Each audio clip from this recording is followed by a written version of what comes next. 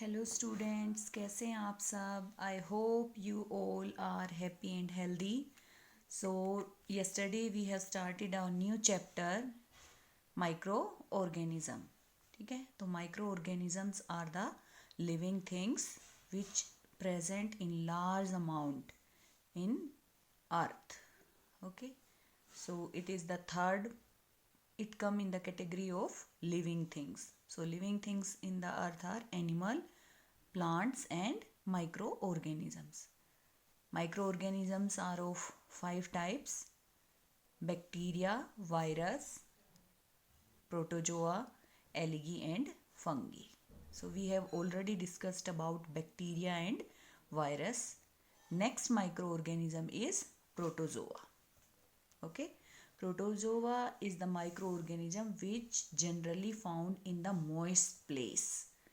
जहाँ पे भी वाटर होगा या जहाँ पे भी मॉइस्चर ज़्यादा होता है, ह्यूमिडिटी ज़्यादा होती है, मेनली प्रोटोजोआ वहाँ पे ग्रो करता है. ठीक है, तो protozoa is a group of single cell organism which are classified as animals. इनको हम मेनली एनिमल्स की भी कैटेगरी में रखते हैं. इसकी जो प्रॉपर्टीज़ होती है वो किसकी तरह होती है? एनिमल जो होते हैं उनकी तरह होती है, तो इसको हम एनिमल्स की कैटेगरी में भी रखते हैं. ठीक है, इसके जो एग्जाम्पल हैं वो है amoeba, paramecium and plasmodium. These are the name of some protozoas. Parasites and जो प्रोटोजोआस होते हैं they are parasites and causes disease. Parasites किसको बोलते हैं? पैरासाइट्स आपके पास वो ऑर्गेनिज्म होते हैं जो किसी होस्ट पे डिपेंड होते हैं, मतलब वो अपने फूड के लिए, ग्रोथ के लिए किसी दूसरे पे डिपेंड होते हैं. होस्ट, अब होस्ट का क्या मतलब? होस्ट का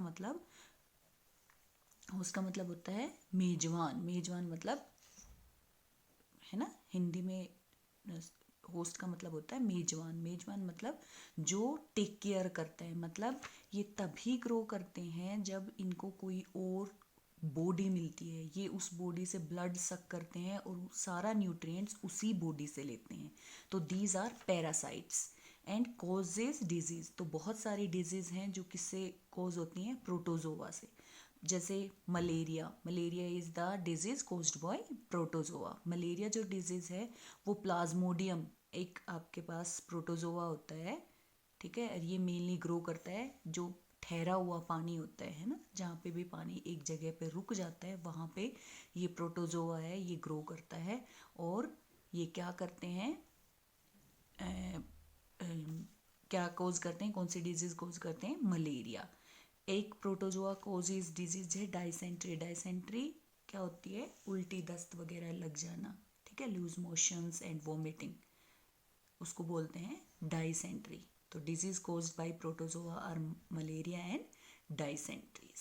and they generally grow in the moist place, that is ponds, lakes, dirty water drains, damp soil, है ना, जो भी होती है वहाँ पे प्रोटोजोआ इजीली ग्रो करता है. ठीक है बेटा. तो नेक्स्ट इज योर एलिगी.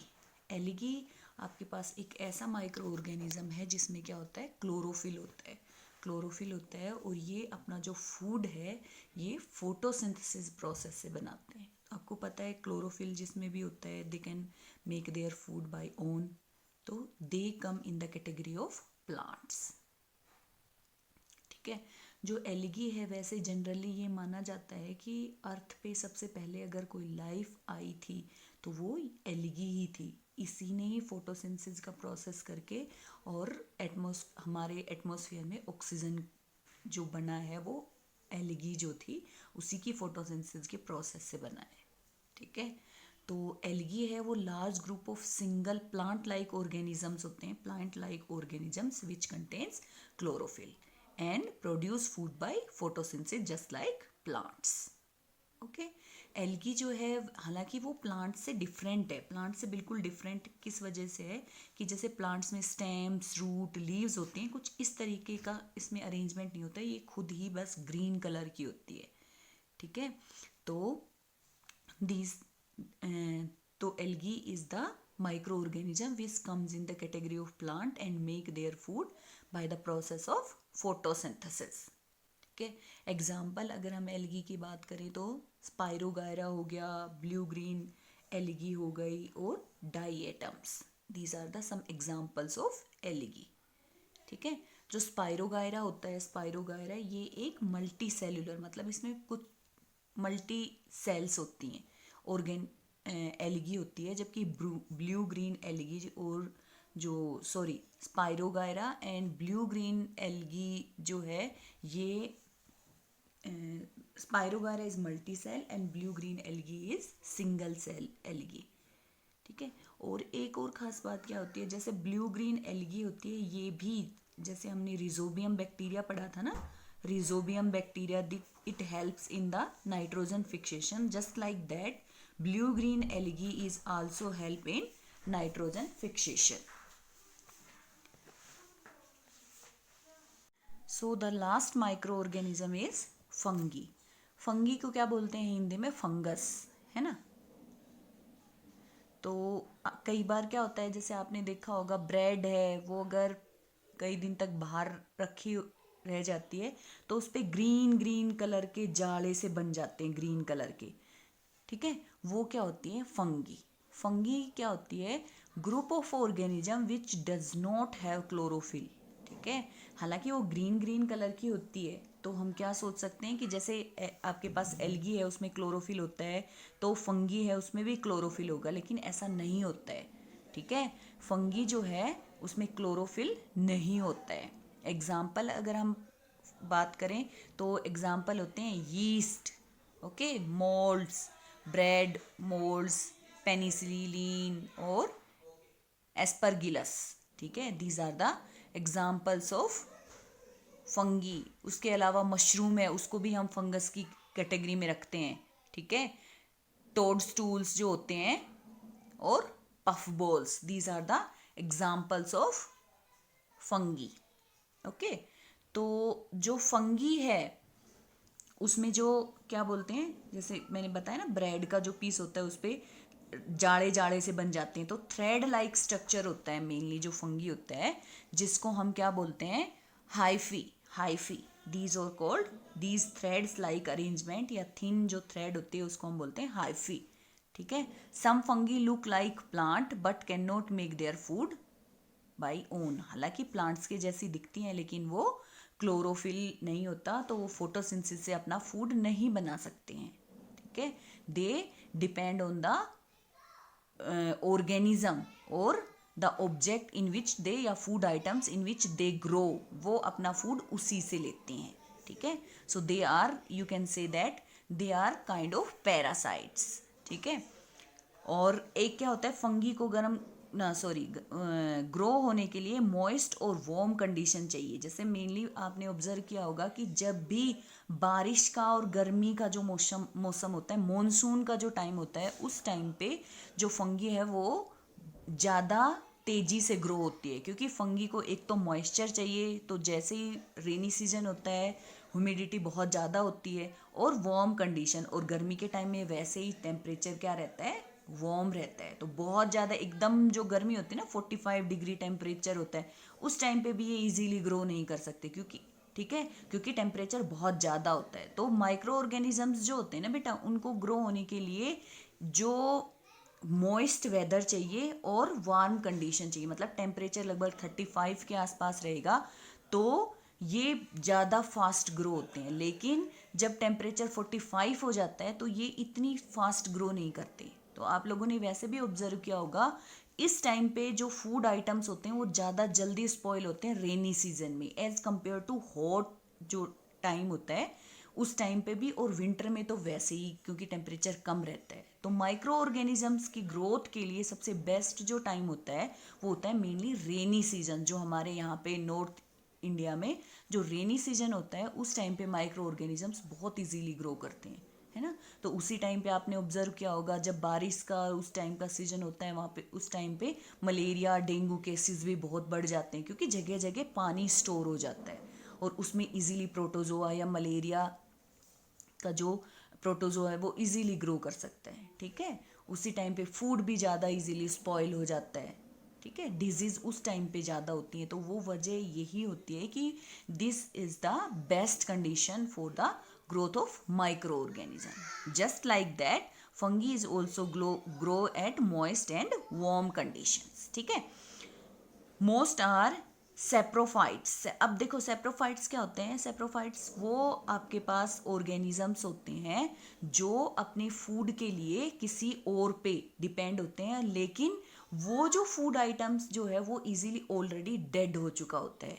ठीक है, उनको बोलते हैं, मतलब जो अपना फूड डेड थिंग्स से लेते हैं उनको बोलते हैं सेप्रोफाइट्स। ठीक है, तो फंगी इज सेप्रोफाइट। फंगी जो है वो डेड जो थिंग्स होती हैं उनको इजीली डिकम्पोज करने में भी हेल्प करते हैं। ठीक है, तो जो माइक्रो ऑर्गेनिजम्स होते हैं वो सिर्फ हमारे लिए हार्मफुल ही नहीं होते, हमारा जो अर्थ है उसको नीट एंड क्लीन करने का जो डिकम्पोजिशन, डिकम्पोजर्स भी बोलते हैं। डिकम्पोजर्स, जो डिकम्पोजर्स मतलब जो कुछ भी चीज़ अगर पड़ी होती है तो वो कुछ टाइम बाद वापस सॉइल में डिकम्पोज हो जाती है, सॉइल में मिल जाती है। तो इसमें भी माइक्रो ऑर्गेनिजम्स बहुत हेल्प करते हैं। तो अगर माइक्रो ऑर्गेनिजम्स नहीं होते तो हमारे अर्थ पे जो कूड़ा करकट है या डेड बॉडीज़ हैं उनका ढेर होता। ठीक है, तो ये सिर्फ हमारे डिजीज कॉजिंग ही नहीं होते, हमारे लिए हेल्पफुल भी होते हैं क्योंकि दे डिकम्पोज द डेड थिंग्स। ठीक है, उसके बाद सम फंगी होती हैं, वो क्या होती हैं, पैरासाइट्स होती हैं जो लिविंग थिंग्स से अपना फूड लेती हैं। और इसके अलावा फंगी डिजीज भी कॉज करती हैं, मेनली फंगल इन्फेक्शन। देख नाम सुना होगा, फंगल इन्फेक्शन हो जाता है। और ये भी मेनली बारिश का जो मौसम होता है उस टाइम पे ज़्यादा होता है। जैसे रिंग वॉर्म जिसको हम दाद बोलते हैं, एंड एथलीट्स फिट, उसमें क्या होता है कि आपके जो फिंगर्स वगैरह होती हैं फुट की और जो हैंड की जो फिंगर्स होती हैं उनके बीच में जो जगह होती हैं वहाँ पे क्या हो जाता है, आपको खुजली वगैरह होने लग जाती है क्योंकि वहाँ पे क्या होता है, फंगस लग जाती है। तो these are the disease caused by fungus. Next is friendly micro organisms.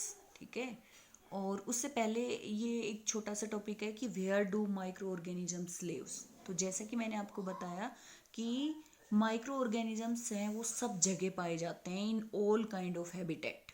ठीक है, माइक्रो ऑर्गेनिज्म जो है वो एयर में भी प्रेजेंट होते हैं, सॉइल में भी प्रेजेंट होते हैं, वाटर बॉडीज हैं जैसे पोंड है, लेक है, रिवर है, सी है, सब जगह प्रेजेंट होते हैं। ये इनकी जो जीवित रहने की या बोल सकते हैं कि सरवाइव करने की जो कैपेसिटी होती है वो हर तरह की वेदर कंडीशन में है। मतलब माइक्रो ऑर्गेनिजम्स बिल्कुल हॉट समर है, हॉट स्प्रिंग है, उसमें भी एग्जिस्ट कर सकते हैं। आइस कोल्ड वाटर है उसमें भी सरवाइव कर सकते हैं। अगर सी वाटर है उसमें भी है, डेजर्ट सॉइल है उसमें भी सरवाइव कर सकते हैं। तो मतलब एवरीवेयर, सब कहीं आपके पास माइक्रो ऑर्गेनिजम्स प्रेजेंट होते हैं। माइक्रो ऑर्गेनिजम्स जो हैं वो बिहेव लाइक डिकम्पोजर्स। मैंने आपको बताया था कि जो भी आपके पास ऑर्गेनिक मैटर्स होते हैं इसके साथ, जैसे प्लांट्स, एनिमल, डेड बॉडीज़ हैं, उन सबको डिकम्पोज करने में कौन हेल्प करता है, माइक्रो ऑर्गेनिजम्स। अगर माइक्रो ऑर्गेनिजम्स नहीं होते तो हमारा जो अर्थ है वो वेस्ट का या डेड बॉडीज़ का क्या होता है, एक ढेर होता है ना। तो उन सबको डिकम्पोज करने में, हमारे एनवायरनमेंट को क्लीन करने में कौन हेल्प करता है, माइक्रो ऑर्गेनिजम्स भी हेल्प करते हैं। इसके अलावा माइक्रो ऑर्गेनिजम्स जो हैं वो ऑल्सो लिव एज पैरासाइट्स। हमने अभी जो टाइप्स ऑफ माइक्रो ऑर्गेनिज्म पढ़े उसमें भी पढ़ा था कि माइक्रो ऑर्गेनिजम्स आर पैरासाइट्स, मतलब वो लिविंग थिंग्स के ऊपर क्या करते हैं, उनका ब्लड सक करते हैं और अपना फूड उन्हीं से लेते हैं। मतलब फूड लिविंग थिंग बनाए लेकिन वो सिर्फ कंज्यूम करते हैं, तो दे आर पैरासाइट्स। ठीक है, और वो सेप्रोफाइट्स भी होते हैं, मतलब डेड बॉडीज से भी अपना फूड लेते हैं। ठीक है, तो also present in human body और एनिमल बॉडी और बिहेव लाइक पैरासाइट्स, मतलब हर जगह सरवाइव कर सकते हैं माइक्रो ऑर्गेनिजम्स। ठीक है, तो माइक्रो ऑर्गेनिजम्स मेनली हमने पढ़ा कि हमारे लिए हेल्पफुल भी हैं और हमारे लिए हार्मफुल भी हैं। तो पहले हम डिस्कस करते हैं कि वो कौन कौन से माइक्रो ऑर्गेनिजम्स हैं, या वो हाउ, कैसे माइक्रो ऑर्गेनिज्म हमारे लिए फ्रेंडली है या हमारे फ्रेंड है। तो सबसे पहला क्या है, माइक्रो ऑर्गेनिजम्स की ही मदद से हम क्या बनाते हैं, ब्रेड, केक और कर्ड। मैंने बताया था आपको कर्ड के लिए कौन सा एक लैक्टोबैसिलस बैक्टीरिया होता है जो हेल्प करता है कर्ड फॉर्म होने में। ब्रेड और केक जो है उसके लिए हमारे पास कौन हेल्प करता है, एक फंगी जिसको हम क्या बोलते हैं, यीस्ट। ठीक है, क्योंकि आपने देखा होगा ब्रेड और जो केक होते हैं ना वो मेनली क्या होते हैं, स्पंजी होते हैं, है ना, स्पंजी होते हैं। ठीक है, उनके बीच में एयर जगह होती है, उनको अगर हम दबाते हैं तो वो इजीली दब जाते हैं। तो this is because of the yeast. Yeast क्या करती है, उसको फर्मेंट कर देती है। ठीक है, fermentation, this process making something spongy is called fermentation. तो ब्रेड और केक्स होते हैं वो मेनली किससे बनाए जाते हैं, by the process of fermentation. और उसमें कौन सी फंगी यूज होती है, यीस्ट। इसके अलावा जो अल्कोहल, वाइन और एसिटिक एसिड हैं ये सब भी किससे बनाए जाते हैं, by the help of alcohol है उसमें भी किसका इस्तेमाल होता है, यीस्ट। ठीक है, यीस्ट से जो ग्रेप्स वगैरह होते हैं उनको क्या किया जाता है, फर्मेंट किया जाता है। वाइन भी, एंड और जो एसिटिक एसिड होती है उसमें क्या किया जाता है, पहले अल्कोहल बनाया जाता है और उसको with the help of A bacteria, ठीक है, उससे क्या किया जाता है, फर्दर उसमें क्या किया जाता है, एसिटिक एसिड। एसिटिक एसिड क्या होता है बेटा, विनेगर, सिरका। ठीक है, तो उसकी फॉर्मेशन में भी कौन हेल्प करता है, माइक्रो ऑर्गेनिज्म हेल्प करते हैं। बहुत सारी मेडिसिन जो हैं जिनको हम एंटीबायोटिक्स कहते हैं। एंटीबायोटिक्स क्या होती हैं, बैक्टीरिया से जो डिजीज कॉज होती हैं उनको बनाने के लिए, उनकी दवाइयाँ बनाने के लिए किसका इस्तेमाल करते हैं, उन्हीं बैक्टीरियाज का इस्तेमाल करते हैं। एंटीबायोटिक्स क्या होती हैं, आपके पास वो दवाइयाँ होती हैं या जो वो मेडिसिन होती हैं जो बैक्टीरिया से ही बनाई जाती हैं, सम अदर बैक्टीरिया से, और जो बैक्टीरिया के खिलाफ ही हमारी बॉडी को प्रोटेक्ट करती हैं। The disease caused by bacteria, उसी से हमारी बॉडी को या हमें बचाने के लिए क्या बनाए जाते हैं, एंटीबायोटिक्स। तो antibiotics are the medicines formed by the bacteria to protect our body from the disease caused by bacteria। ठीक है, इसके अलावा increase the fertility of soil by nitrogen fixation. ये हमने पढ़ा था कि एक बैक्टीरिया होता है रिजोबियम बैक्टीरिया जो क्या करता है, नाइट्रोजन जो एयर में प्रेजेंट होती है उसको नाइट्रोजन कंपाउंड में कन्वर्ट करता है। इसके अलावा अभी हमने एक एल्गी भी पढ़ी जो क्या थी, ब्लू ग्रीन एल्गी, जो भी वो भी नाइट्रोजन फिक्सेशन में हमारी क्या करती है, हेल्प करती है। दूसरा जो सबसे इंपॉर्टेंट है, they help in cleaning the environment bye decomposing the organic matters और डेड प्लांट्स, ऑर्गेनिक मैटर्स और डेड प्लांट्स। ठीक है, तो जो वेस्ट है उसको डिकम्पोज करने में भी माइक्रो ऑर्गेनिजम्स हमारी हेल्प करते हैं। ठीक है, तो these are the friendly micro organisms. ठीक है, अब हम जो हमारी नेक्स्ट क्लास होगी उसमें हम पढ़ेंगे कि माइक्रो ऑर्गेनिजम्स किस तरह से हमारे लिए हार्मफुल है। ठीक है, और उनकी हम डिटेल स्टडी करेंगे। और उसके अलावा हम पढ़ेंगे कि कौन कौन सी डिजीज़ हैं जो माइक्रो ऑर्गेनिज्म से कॉज होती हैं। ठीक है, तो जब डिजीज़ की बात आएगी तो आपको क्या ध्यान रखना पड़ेगा कि कौन सी डिजीज़ है जो बैक्टीरिया से होती है, कौन सी वायरल डिजीज़ है या कौन सी फंगी से होती है। तो ऐसे आपको अलग अलग याद रखना पड़ेगा। ठीक है, तो वो हम हमारी नेक्स्ट क्लास है उसमें डिस्कस करेंगे harmful micro organisms. Thank you very much.